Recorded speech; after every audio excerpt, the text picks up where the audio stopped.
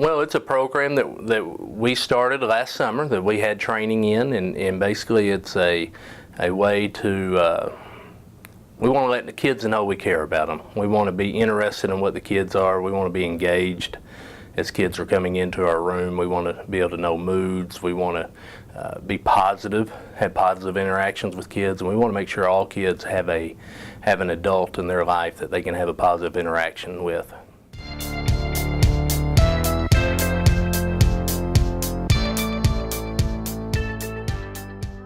Green County Tech's always been a great school. I mean, I've been here, going on my 23rd year of teaching, and it's always been a great school. But I believe here at the high school, I think it's just moved it up to another level.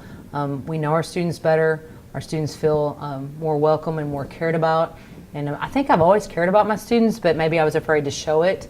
Or felt uncomfortable, like I would be encroaching upon their space or something. But now, they've taught us techniques and ways to make it a professional skill, and it's just been great building relationships with my students. There are 5 main categories to capturing kids' hearts, known as the Excel model. They can be broken down into engage, explore, communicate, empower, and launch.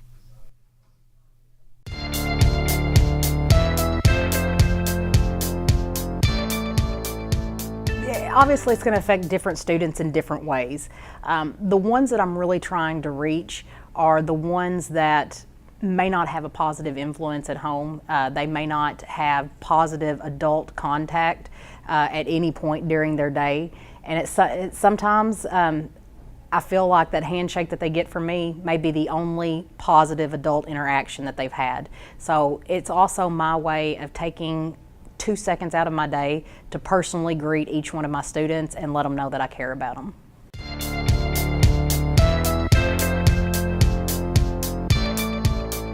The second step lays the foundation for the content of the class, which is to follow.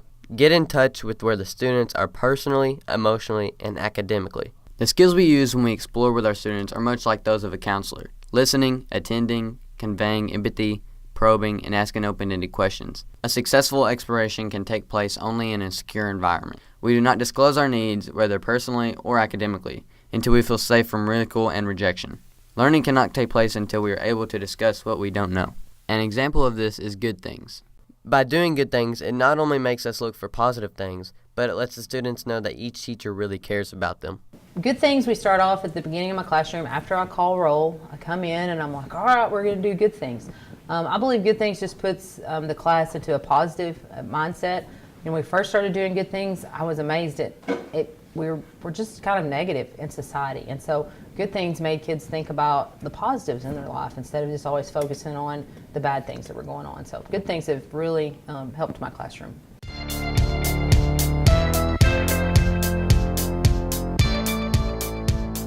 Communication is a main key when it comes to the classroom.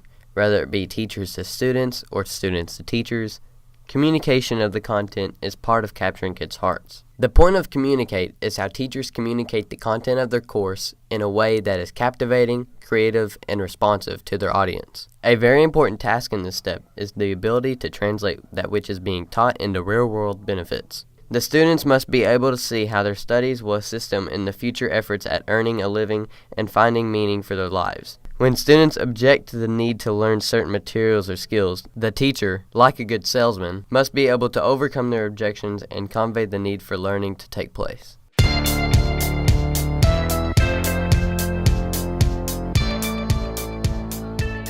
Empowerment occurs when the students gain ability to use and do the things they have been taught. Possessing the same skills as the teacher is the goal of education. When we can do what we have been taught, then we are truly empowered. I think it's a wonderful idea because some students, they do not have that say in other schools, and they don't feel like they can really express how they're feeling toward a certain situation. And this gives us that opportunity to really explain how we want to be treated, and also gives the chance for the teacher to explain how they want to be treated also.